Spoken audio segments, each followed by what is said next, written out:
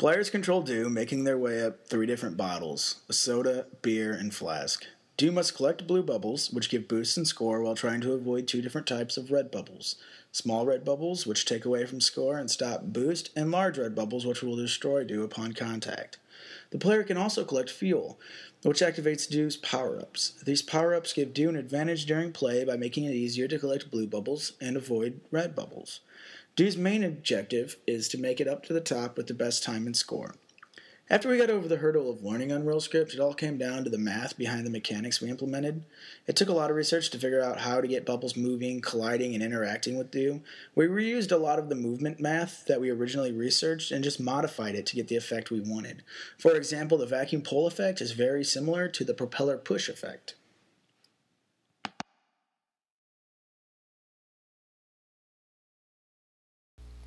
Our initial approach to the artwork was to make it dark, with a lot of hue and saturation. The theme just came with experimenting with colors, fonts, and bubble designs for the menus, HUD, and the levels. Once we established our color variations, we set out to work on the many different materials and particle effects. The most helpful tool we had was the Eat 3D Cascade tutorial. We found ourselves referencing it often. We had gone through a lot of variations with the materials for the game objects. We only just finished creating the water effect bottle material 2 weeks ago. The artwork in general was a bit overwhelming at first, as the program didn't cover art in detail. The menus were a lot of work. We decided that we could create some unique hover effects by creating multiple images with changes in color, font, and size. When the cursor hovers over a button, the image displayed is changed to a different one. We were able to use this effect on a lot of the menu artwork to create an intuitive user interface design. The level design aspect of Trapped was relatively simple. Our levels all being about the same shape and size, we just needed to change it up a little to make distinctions. The obvious differences are the types of liquid and power-up fuel items. We struggled quite a bit with the visuals because the way we wanted the camera made it difficult to give an impression of being in a liquid without impairing the clarity. After tweaking and fiddling with settings on fog and post-processing volumes and going through many combinations of each, we realized the key to the look we wanted would require the right material on the level meshes. The materials also went through several versions, and ultimately the final material for the level achieved exactly what we were looking for. The sounds and music were a new venture for all of us, as it is not an area that is concentrated upon in the program. With the main character being a robotic device, we figured an upbeat electronic soundtrack would fit best. The music and most of the sound effects were created with GarageBand. Some sound effects that remain were created literally by mouth and microphone. Some sounds were created deliberately, some just by accident with a little editing using Audacity. Another tool used for creating sound effects was the Ultra Voice Changer app on the Droid OS.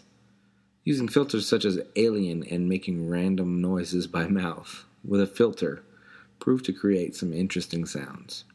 Overall, the team was happy with the music and the sound by the beta release. The menu and HUD setup is, oddly enough, one of the places Trapped shines at. It was coded completely with Canvas, using images for everything including letters and numbers. The high scores list itself is a series of hundreds of individual images making up player initials, scores, and even the dozens of little dots connecting them. The only place in the game that I used the draw text command was for the out of time message. It was a lot of work, and it probably took up more time than any other aspect of the game. However, I have to say I really enjoyed it, frustrating as it could be sometimes, and I certainly feel proud of it, even if it could still use a little bit of tweaking.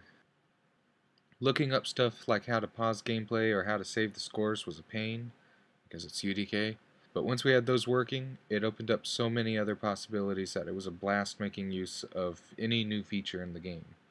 Being able to save allowed us to have settings made in the main menu stay throughout the levels, not to mention save scores, name initials, and tons of other stuff. There's still plenty of stuff to work on, but I think it's all come out fairly well. Except for the options, of course, but I'm working on it.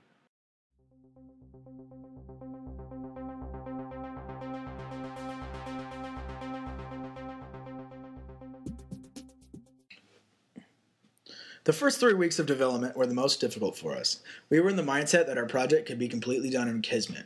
Everything including the vertical slice was done in Kismet, avoiding Unreal Script at all costs. In week 3, we received our feedback on our vertical slice, and that motivated us to push Trap's gameplay completely into Unreal Script. That is when Team Skyline really came together for the first time. Right away, we started prototyping mechanics in Kismet and building our world. We were able to log Trap's interactions with Kismet, allowing us to see how gameplay will feel. We also built a world that represented how we wanted our level to be. Although we felt this was a great start, we quickly learned that this is only scratching the surface of what was needed to develop Trapped. We were very excited to see what the producer thought of our vertical slice. As a team, we were very confident that we would blow minds. Feedback day came, and that all changed.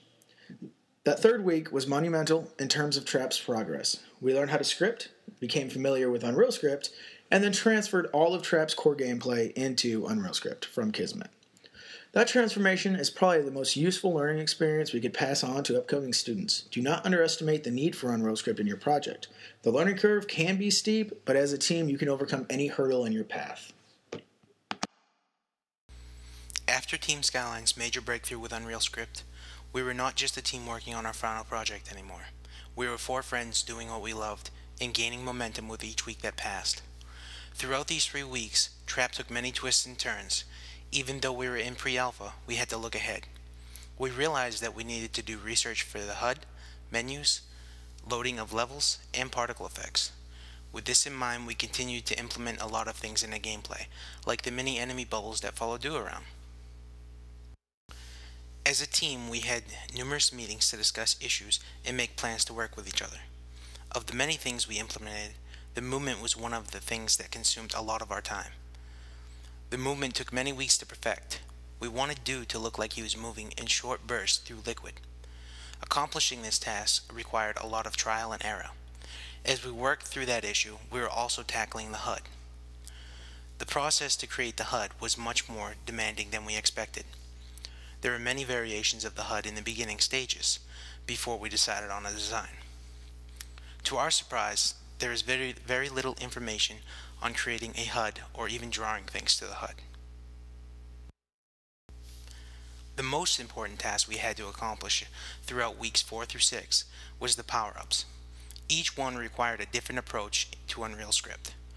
Our initial 3 power-ups were the propeller, the shield, and the blower. The blower's functionality was to blow a bubble out in any direction to collect as many bubbles as possible. We quickly realized this was out of our reach for our skill set and the time frame. So we met as a team and the vacuum was born. The vacuum would inhale nearby collectible bubbles and change mini enemy bubbles into collectible bubbles. The best advice I could give the upcoming teams would be to plan, find each other's strengths, and exploit them.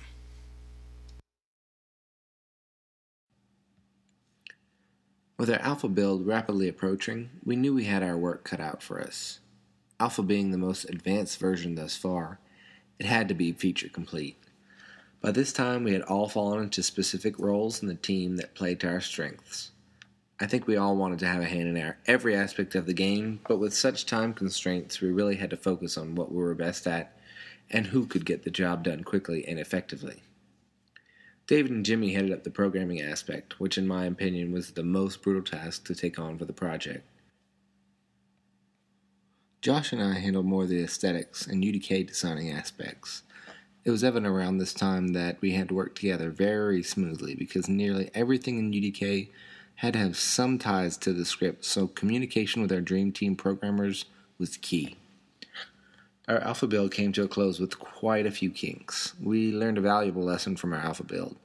Get the build ready to test with plenty of time to do so, then test it. There were quite a few relatively minor things that for whatever reason didn't work out, or just got left out on accident. We were pretty upset with the outcome of the alpha, to say the least. We did not let this discourage us. With the alpha bomb in the past and just over a month to go, we knew it was all or nothing. It was also right about this time when we had to switch up leadership roles due to life circumstances. Josh took over lead, and we pressed on with beta release looming overhead. The alpha time frame was really quite a reality check for all of us. We had all felt exhausted and completely spent from working long hours in addition to our regular life duties. The alpha version made us realize we needed to really refocus our efforts and use the little time we had wisely. I think this time was really our most stressful and showed us that working as a team and keeping communication open would prove to grease the gears to get us to beta successfully. Hello, my name is David Norman, and I'll be going over the weeks 10 through 12 of our project. In these last few weeks, we've been trying to wrap up many of our ongoing tasks and polish up those loose ends we've missed. We've tried to put a bit more focus into playtesting and taking notes on what we discover while doing so. Sometimes we'll realize an effect is not the ideal feedback for a player, or something we had implemented earlier ended up missing between then and now. Sound scripts, and especially images, have gone through a number of iterations during this, as we suddenly realize their designs just aren't up to par. We've been trying to quickly take care of these tasks as they come up, but there's always new ones coming to our attention. We will likely never be done. Some tasks we've been meaning to implement for a while and simply haven't had time to do them, as they did not seem important comparatively. The mesh for the final level finally got finished and added with less than 2 weeks left to go. This also brought up other problems caused by the different design of the mesh from the temporary one we were using, such as the shapes of a previous addition to the level. A new model had to be made to replace them. Our menu designs have been going through a number of iterations as well. We're only just reaching a satisfying point where we can be done with its aesthetics, even though all the functionality has been there for a while. This game's been a lot of work, but I'd say it's completely worth it at the end.